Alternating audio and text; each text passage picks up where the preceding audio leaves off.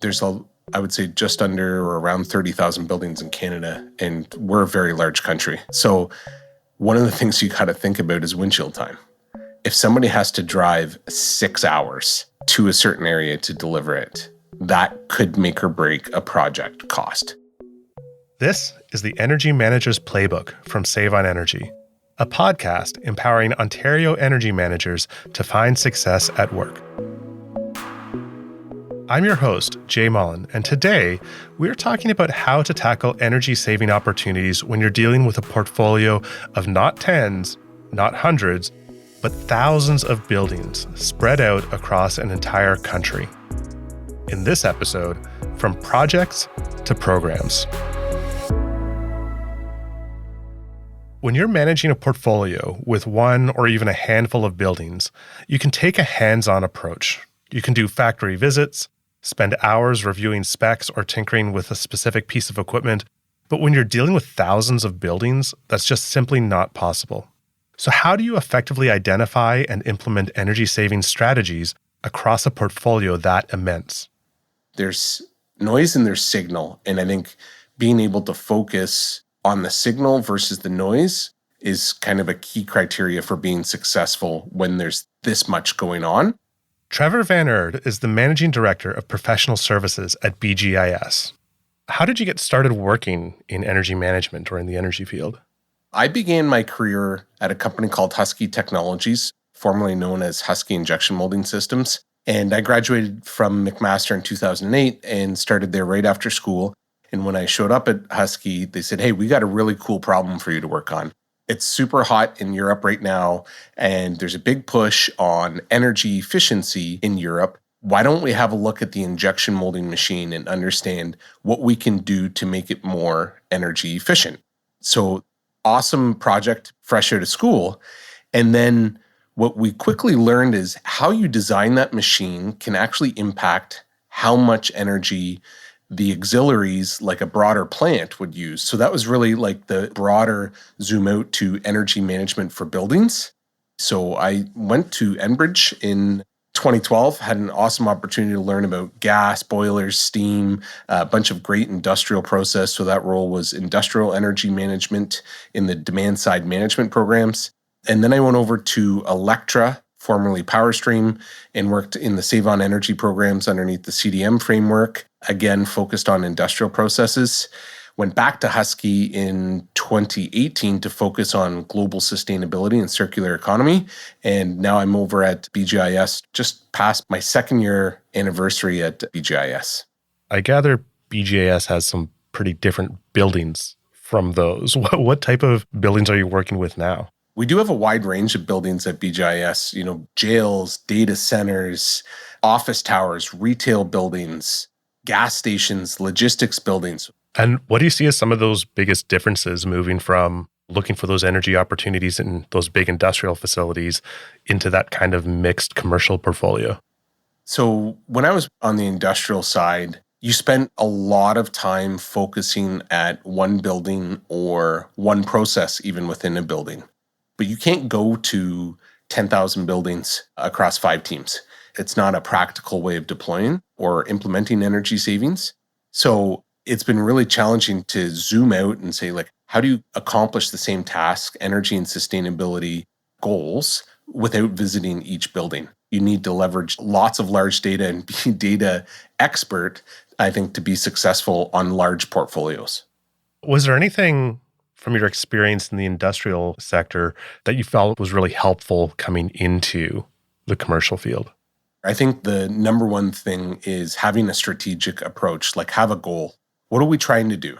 Are we trying to decarbonize? Are we trying to save energy? How much energy? Why? Then I would say that 80-20 concept, building up your pie chart of which buildings or which processes make up the majority, and then starting to look for the gaps, right, or the opportunities. If we have a decarbonization or a energy goal for a client, where the top 10 buildings represent 40%.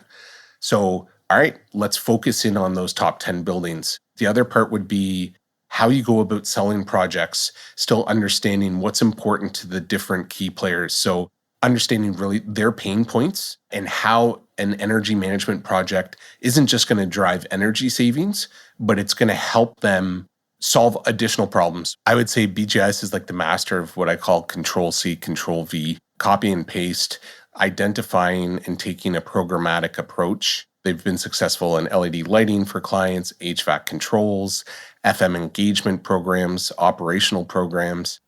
Right. So you kind of saw yourself coming from a role where, like you said before, you're like walking through the facility, you're looking for those opportunities, but now you're a bit removed from that and looking at, okay, how do we optimize the program that leads to those improvements rather than looking for those individual opportunities? Yeah, exactly. And you need to be really, really efficient with how you go about going through the data. When there are 10, 15, 20,000 buildings, how do you sort through the noise? There's noise and there's signal. And I think being able to focus on the signal versus the noise is kind of a key criteria for being successful when there's this much going on. And I think that's where a lot of my team members have been super successful. Do you have an example of what that might look like using that data to find those signals that are going to help drive those energy improvements? So great examples can be looking at the energy data. We have the fortunate position where we pay 650,000 utility bills for our clients. So we have that data in dashboards. We have the ability to look at it through EUI, energy use intensity, or an energy use index, which is really the energy by square foot. We can benchmark it versus like buildings in that client's portfolio. We can benchmark it to other clients who have like buildings, or there's even standardized benchmarks outside of BGIS. The other thing that we have is asset data. So let's say you want to look at HVAC controls program. We can look at which buildings have abnormally high EUI, what buildings have so many HVAC units, and start to create a hypothesis or a pilot program to say, if we put controls in, we think we can save X amount of energy. With decarbonization, you can leverage that data as well, right? Like leverage data to identify what are good sites for hybrid heat pumps, what are good sites for potentially solar PV on a roof. BGIS is super big on pilot first, crawl, walk, run. And we've been successful with a few programs, like I said, LED, HVAC controls. We have the Smart Retails Control program where we've really done a great job of piloting, then scaling within a client, and then scaling across multiple clients. Could you tell me a little bit about that HVAC controls one? So these are for like small bank branches? Yeah. So SRC stands for Smart Retail Controls. So we go in, we put in, let's call it like a mini building automation system, a BAS, that connects back to the BGIS remote command center where we 24/7 monitor it.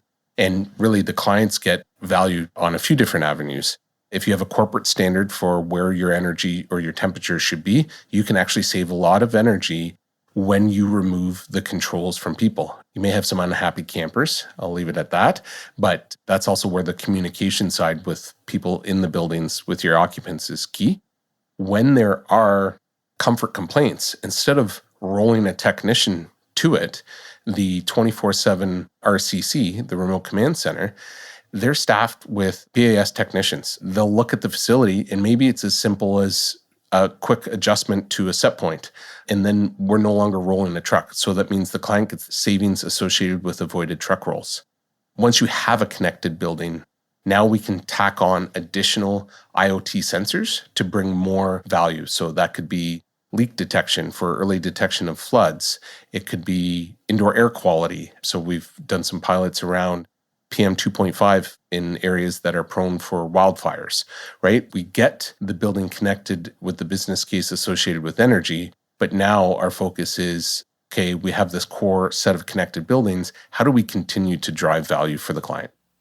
And this HVAC control project, it started out, tested it in a few buildings, lessons learned, scaled up from there, or what did that process look like? Think of a pilot like a lab experiment or a trial. You have a hypothesis that's built on several assumptions, right? So we think we can put controls in cost effectively. We think we can drive X amount of energy savings, and that's going to result in a payback period of Y, right? The key to designing the pilot is to select your pilot sites to flesh out as many of your assumptions and refine them, right? From the outside, you'd think most corporate buildings look the same, but there's a lot of differences on the mechanical system. So designing the pilot to test as many of your hypotheses of, this will work with VRF, this will work with RTUs and boilers, this will work south of the border, this will work north of the border. That's the key part, is to be able to select as many sites when you trial. If it has more than this number of units, it's not cost effective. If it's too complex, if you have VRF plus boiler plus RTU, no thank you. So you basically leverage the pilot to build out your rules so that you can scale efficiently and cost effectively. Once you start rolling it out, do you typically see consistent results across there, or are there differences between buildings as you're going? It depends. If I think of a few different pilots we've done, you have to define your success criteria. So with the HVAC one, we definitely look more at an aggregate level. But you should be paying attention to, let's call it top performers and poor performers, right? To look at, hey, hold on a second, we have 30 sites that are on the lower end. Is there a common element? And that's part of that continuous improvement. But really, there's always going to be outliers when you are dealing with thousands of projects or hundreds of projects. I can waste a lot of time digging into a site that doesn't show any energy savings. But if I have 500 that are, and I have 50 that aren't, I'm still driving a lot of value for the client, and the payback makes sense. Yes, you want to learn from it, but you also need to be efficient with your time. You mentioned that costs and driving costs out of the process is really important. Are there any examples of tools or processes that your teams use to roll out these kinds of projects while driving the costs out of that process? Yeah, trying to have the solution as modular as possible. So if you think of the HVAC control, the Smart Retails control program, the technology we leverage is very, very modular, right? Put in one main communication device and then just stack. Whether there's 3 or whether there's 12 RTUs, it's almost the same. So trying to be very simple in the solution is key to keeping that cost down. For us, we were all over Canada. There's I would say just under or around 30,000 buildings in Canada, and we're a very large country. So one of the things you got to think about is windshield time. If somebody has to drive 6 hours to a certain area to deliver it, that could make or break a project cost. So how do we reduce windshield time is something we look at. Can we group projects? We did a great program where we recycled plexiglass. One client wanted it. And one of the key things we tried to do to increase the value of the program is, hey, well, there's actually 3 of you, 3 different clients that sit on a corner. We can actually cut significant travel time by grouping things together. And then the modularity and the simplicity helps to reduce time on site, maybe even tie it together with other work that's being done on site. So if it's a general technician who is capable of doing an install and he's going there in 3 weeks anyways to replace the air filters in the RTUs, can we leverage them? If we can shave off 20 minutes, an hour, that little bit, but times many, many, many buildings actually adds up. What are some of the outcomes that you've observed in terms of energy savings, operational improvements from running this kind of program that focuses on getting things scaled out so far? I'll be specific around our Smart Retail Controls program. Typically, a client is going to see somewhere in the neighborhood of 15 to 20% energy savings. We do see that we're averaging about 1.8-ish truck roll reductions, meaning we're able to resolve that through our connected solution and in around a 3.5-year payback period. And when I look broader, what we've accomplished for clients, in 2023 alone, for one client, we're in excess of a few million, but overall, we've saved clients over $12 million. We're looking at 15,000 tons in GHG reduction annually for clients and over $2 million of that maintenance and repair costs through our Connected Buildings program. That's amazing. Looking ahead, what are other kinds of projects you're hoping to explore or roll out using this approach? Decarbonization is a priority for many of our clients. So being able to take that same approach for hybrid heat pumps, how do we make that more programmatic? We're very interested with demand response. So if we think about where we're headed from electrification, industry growth, there's a focus on demand response. So if I cut 1 kilowatt at one small facility, nobody cares. But if I can cut 1 kilowatt from 500 facilities in Ontario, now we're talking about a 500 kilowatt demand response, right? So I think an opportunity to leverage our smart buildings and our vast reach to support grid resilience. Along with that would be solar PV and maybe energy storage. So solar, how do we get more programmatic with solar? Some of our clients have something that's known as a location-based target, meaning they can't take advantage of RECs, PPAs. They need to generate those electrons on site and use them on site. Last point I would say, all the data I discussed, leveraging AI more and more, I'm just not going to use the word AI, but machine learning, being predictive, large language models, self-serving energy managers that tell us, as opposed to us asking or us looking, tell us where the opportunity is. Thinking of an energy manager just starting out with a similar kind of objective to improve energy management across a large portfolio of buildings. We have a lot of those out there. What's some practical piece of advice that you might offer them? Regardless whether it's industrial, commercial, large portfolio, one big office building, what is your goal? Being clear, being aligned at all levels of what your objective is. I see a lot of energy managers who spin and get pulled in different directions because the project management team thinks they should be doing this, and the facility manager thinks they should be doing that, and the CFO wants this. So communication on a clear goal. Systematic approach. So leverage the data to be strategic. Know what your outliers are. 80-20 principle, maybe even 60-40. Who are the big consumers? Where do you think there's opportunity? You can't be everywhere and you can't be at every building, but somebody is there. So how can you use them?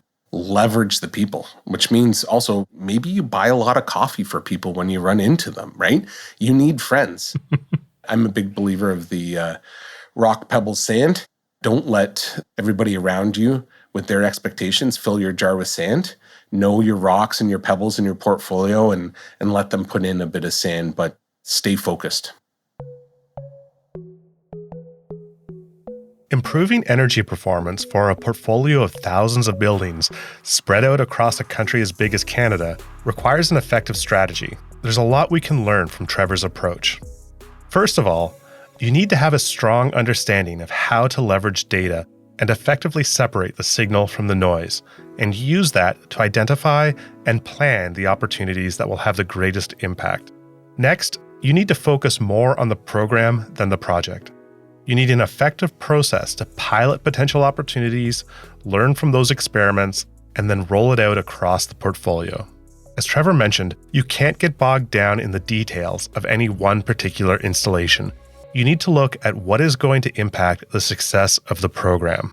And lastly, you need to be constantly thinking about how to scale projects. That means considering the impact to everyone that will be affected, looking for modular solutions that can easily adapt to different circumstances, really understanding where the project will work and what situations might pose challenges, and leveraging existing people or processes to reduce implementation costs. In his work at BGIS, Trevor has demonstrated that approaching energy management as a program can bring about an absolutely incredible amount of energy savings and emission reductions, even if the individual projects are small. Special thanks to him for agreeing to share his experiences with us. That's it for this episode. As always, I'd love to hear about what challenges and victories you've faced in your energy management career. You can email me. Just find the address in the show notes to this episode, and while you're there, tap the link to the Save on Energy website. There, you can learn more on how to improve your energy management practices. I'm Jay Mullen, and this has been the Energy Manager's Playbook, a podcast from Save on Energy.